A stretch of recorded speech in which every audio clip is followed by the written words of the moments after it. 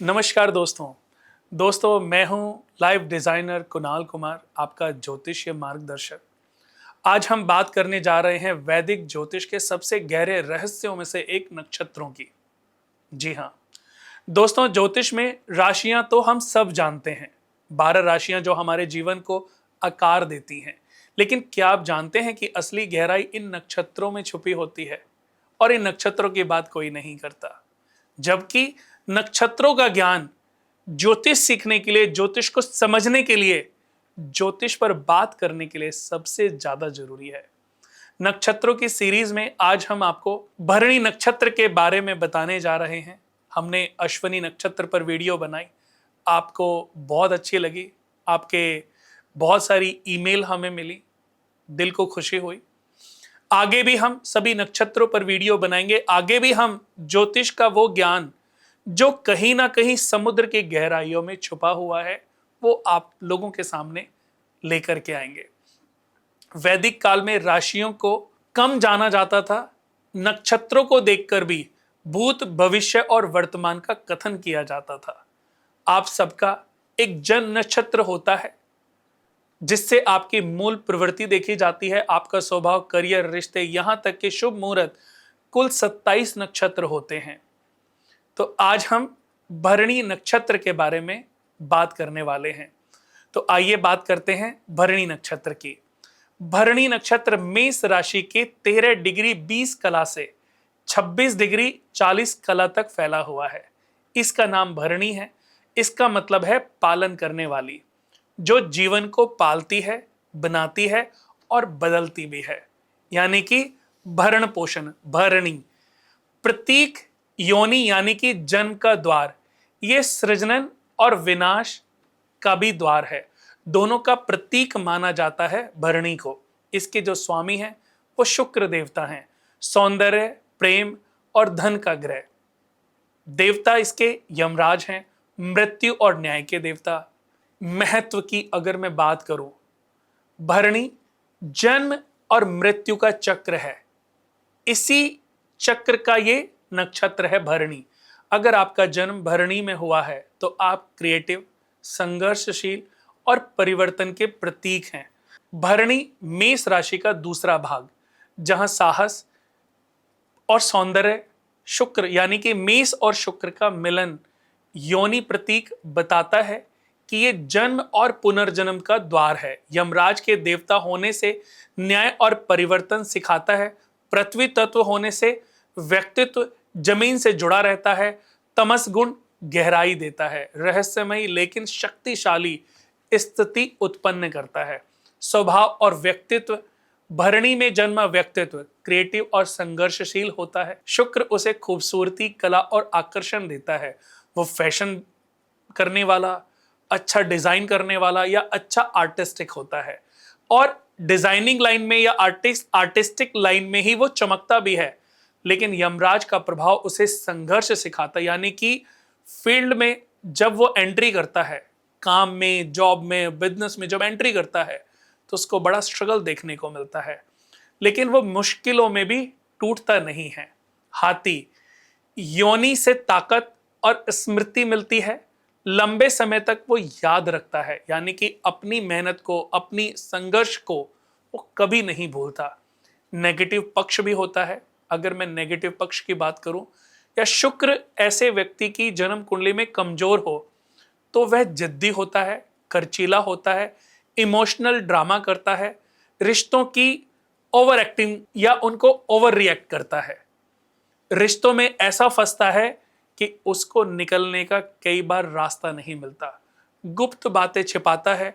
अगर मैं बात करूं ऐसे लोगों के लिए उपाय की, क्योंकि इन लोगों के अंदर ट्रस्ट इशू बिल्कुल भी नहीं होता। ये लोग पैसे को जोड़ नहीं पाते, ये चीज़ों का बैलेंस करना इनको नहीं आता, तो कई बार ये प्रॉब्लम होती है। तो उसके लिए अगर हम बात करें उपाय की, तो आज उस पर भी हम बात करने वाले हैं। भरणी भी 4 चरणों में बटा हुआ है। हर चरण का अलग महत्व है। 3 डिग्री और 20 कला का होता है। पहला चरण 13 डिग्री और 20 कला से आरंभ होकर 16 डिग्री और 40 कला, यानी कि मेष नवमांश से मेष होता है। ये अग्नि प्लस पृथ्वी का मिलन है। व्यक्तित्व जो है उसका क्रिएटिव या योद्धा बनाता है, साहस से ऊर्जावान बनता है, नया हमेशा कुछ ना कुछ नया करने का एक्साइटमेंट बना रहता है। आर्मी में, आर्ट में, एक्शन, डिजाइनिंग जैसे बहुत सारी चीजों में ये लोग जो हैं घुसते चले जाते हैं। अब अगर हम बात करें कि वो लोग कौन होते हैं, कैसे होते हैं, अक्षय कुमार के बारे में आप जानते होंगे। अक्षय कुमार अच्छे फाइटर भी थे। अक्षय कुमार के जीवन की अगर मैं बात करूं तो स्टार्टिंग जीवन संघर्ष से भरा हुआ था। किसी समय में वो एक रेस्टोरेंट में शेफ की जॉब करते थे। फिल्मों में आए, फिल्मों में भी स्टार्टिंग दौर अगर हम देखें तो वो कोई बहुत अच्छा नहीं रहा। बहुत संघर्ष से उनको आगे बढ़ना पड़ा, बहुत संघर्ष उन्होंने अपने जीवन में किया। फाइटिंग वाली मूवी थी, क्रिएटिव था, कुछ ना कुछ नया करना चाहते थे। आज भी देखिए कुछ उन्होंने ऐसी मूवियां दी हैं जो सबसे समाज से लीक से हटकर हैं, और उन मूवी ने एक अलग परचम भी लहराया है। उनके अंदर क्रिएटिव तो होता है, संघर्ष भी होता है, कुछ ना कुछ क्रिएशन भी होता है। तो ये ऐसे लोग होते हैं जो बहुत सारी चीजों को अपने अंदर समा लेते हैं और समय आने पर उसको जब दुनिया के सामने प्रेजेंट करते हैं तो दुनिया वाह वाह करती है। दूसरे चरण की बात करेंगे। दूसरा चरण जो है वो 16 डिग्री और 40 कला से शुरू होता है और 20 डिग्री तक रहता है। मेष नवमांश की अगर मैं बात करूं तो इसका जो नवमांश है वो वृषभ हो जाता है। शुक्र प्लस शुक्र, डबल सौंदर्य, स्थिर creativity, fashion, designer, makeup, artistic, लंबे प्रोजेक्ट में माहिर, कितने भी काम एक साथ मिल जाएं सभी को निपटा लेते हैं, सभी को पूर्ण कर लेते हैं। अगर मैं उदाहरण की बात करूं तो मनीष मल्होत्रा, खूबसूरती का बिजनेस, जो आज अपने आप में एक इतिहास बने हुए हैं। यानी कि मनीष मल्होत्रा को किसी और उदाहरण की जरूरत नहीं है। अगर आप भी भरणी नक्षत्र के दूसरे चरण में जन्मे हैं तो मनीष मल्होत्रा नहीं, उससे भी कहीं ऊपर ऊंचाइयों को छू सकते हैं। सिर्फ आपको अपने अंदर की क्षमता को जगाने की आवश्यकता है। बात करेंगे तीसरे चरण की, जो कि 20 डिग्री से 23 डिग्री 20 कला तक होता है।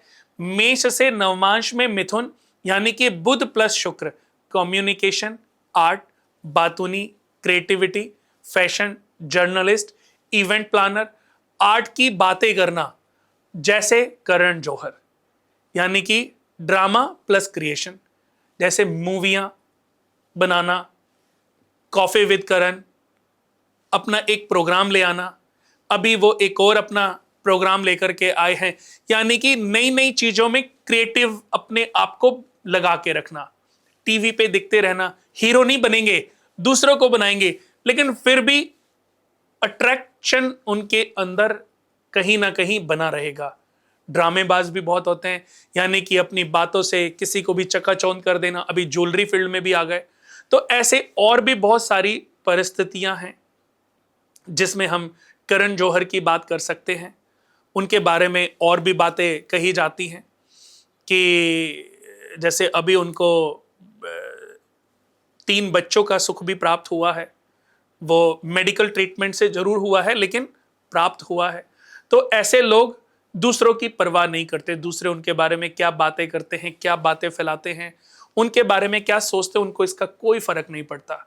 नई नई जो आज अगर हम देखें तो जितनी भी ये बॉलीवुड इंडस्ट्री है, नई नई जो यूथ है, नए बच्चे बड़े होकर के अभी जो फिल्म लाइन में आ रहे हैं, सब उनसे चिपके रहते हैं, सब उनके इर्द गिर्द घूमते रहते हैं। यानी कि उनके साथ अपने रिलेशन को अच्छे से चमकाना और बनाना चाहते हैं, ताकि कहीं ना कहीं उनको भी इसका फायदा मिले। तो देखा जाए, करण जौहर को अपना फायदा किसी से भी लेना बखूबी आता है। चौथे चरण की बात करेंगे, जो कि 23 डिग्री 20 कला से 26 डिग्री 40 कला, यानी कि मेष राशि, मेष लगन पर, और इसका जो नवमांश है वो कर्क, यानी कि चंद्रमा प्लस शुक्र का कॉम्बिनेशन। अब ये इमोशनल है, क्रिएटिव भी है, इसको जैमिनी राजयोग भी कहते हैं। मदरली आर्ट की अगर मैं बात करूं तो वो इसी कॉम्बिनेशन से देखी जाती है। इंटीरियर डिजाइनर या जितने भी जो बड़े इवेंट डिजाइनर होते हैं या बड़े घर डिजाइन करते हैं, बिल्कुल कुछ अलग करके दिखाना, या जो कुक होते हैं, जो शेफ होते हैं, जो नई नई चीजें इवेंट करते रहना, कुछ ना कुछ कॉम्बिनेशन से नया खाना बनाते रहना, या नए से नए घर को एक घर बना दिया, अब उससे 21 बनाना है, फिर उससे 21 बनाना है। तो ये सोच होती है घर की खूबसूरती बनाने वाले लोग, जैसे स्मृति ईरानी। ड्रामा और इमोशनल अगर मैं उदाहरण की बात करूं तो उन्होंने पहले देखा जाए बॉलीवुड में भी काम किया, सीरियल्स में काम किया, एक्टिंग से सबका मन मोह लिया, इमोशनल स्पीच दी, बीजेपी में आ गई, अपनी स्पीच से लोगों को अपना मुरीद बना लिया। करियर और धन इनके पास बेशुमार, अपनी मेहनत से, अपने चीजों से इतना आ जाता है कि इनकी एक दो पुश्तों को सोचने की आवश्यकता नहीं पड़ती। भरणी नक्षत्र में जन्मे जो लोग हैं वो क्रिएटिव फील्ड के होते हैं और इसी में चमकते हैं। फैशन, ब्यूटी, आर्ट, गायनेकोलॉजी, संघर्ष भी जरूर होता है, लेकिन संघर्ष से वो सफलता की सीढ़ी को प्राप्त कर लेते हैं, धन कमाना आता है।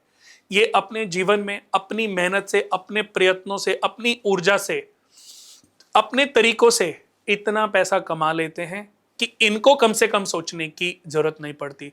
और अपने बाद ये दूसरी पीढ़ी के बारे में ज्यादा सोचते नहीं हैं, अपने लिए जिंदगी जीते हैं, क्योंकि इन्होंने संघर्ष करके पाया है।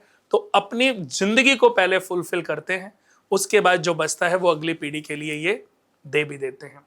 दोष और उपाय की अगर मैं बात करूं तो अगर कोई भी व्यक्ति भरणी नक्षत्र में पैदा हुआ है और शुक्र ऐसे व्यक्ति की जन्म कुंडली में छठे, आठवें या 12वें घर में बैठा है और नीच राशि में है और साथ में मंगल बैठ जाए या कोई पाप ग्रह की युति बनी हुई है, तो शुक्र दोष लगता है।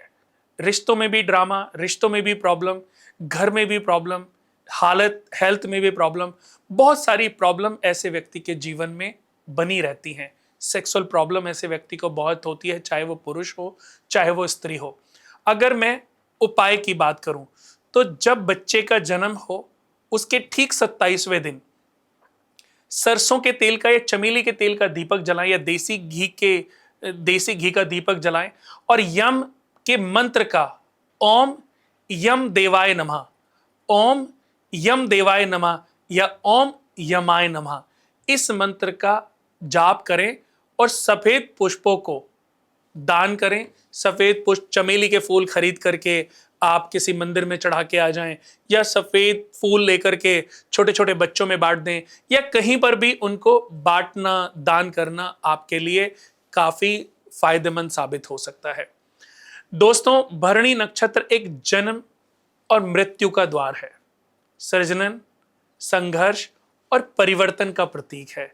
अगर आपका जन्म भरणी नक्षत्र में हुआ है तो आप क्रिएटिव, ट्रांसफॉर्मर बन सकते हैं। आपके अंदर कलाएं बहुत सारी हैं जो आपके अंदर छिपी हुई हैं, सिर्फ उनको बाहर लाने की जरूरत है।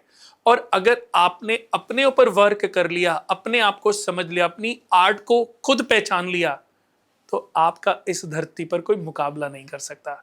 अपनी पढ़ाई, ऐसा नहीं कि आपने सब्जेक्ट्स में डिक्टेंशन नहीं ली, आपने डिग्रियां नहीं ली, आपने ग्रेजुएशन, एमबीए, मास्टर या बीसीए या आईआईटी, आपने बहुत सारी डिग्रियां नहीं ली, आपने कोई पढ़ाई में कोई परचम नहीं लहराया, उसके बावजूद भी मैं आपको यह श्योरिटी देता हूं, अगर आपने अपनी क्षमता को पहचान लिया और उसको आपने बाहर ला करके उस पर वर्क करना आरंभ कर दिया, अपनी योग्यता के अपनी नॉलेज के आधार पर, अपनी क्रिएटिव माइंड के आधार पर, तो आपका मुकाबला धरती का कोई व्यक्ति नहीं कर सकता।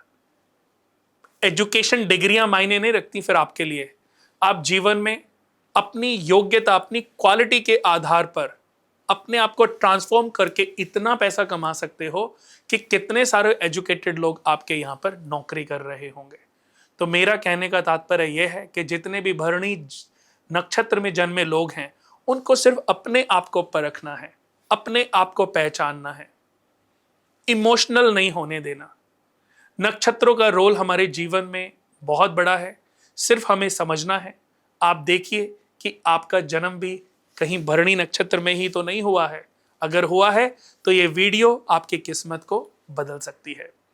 दोस्तों, वीडियो अच्छा लगे तो इसको डाउनलोड कर लें, इसको ज़्यादा से ज़्यादा शेयर करें, और कोई भी अगर बात अच्छी लगती है तो उसको कमेंट बॉक्स में ज़रूर लिखें, ताकि आगे हम और वीडियो बनाएं और आपका मार्गदर्शन बने रहें।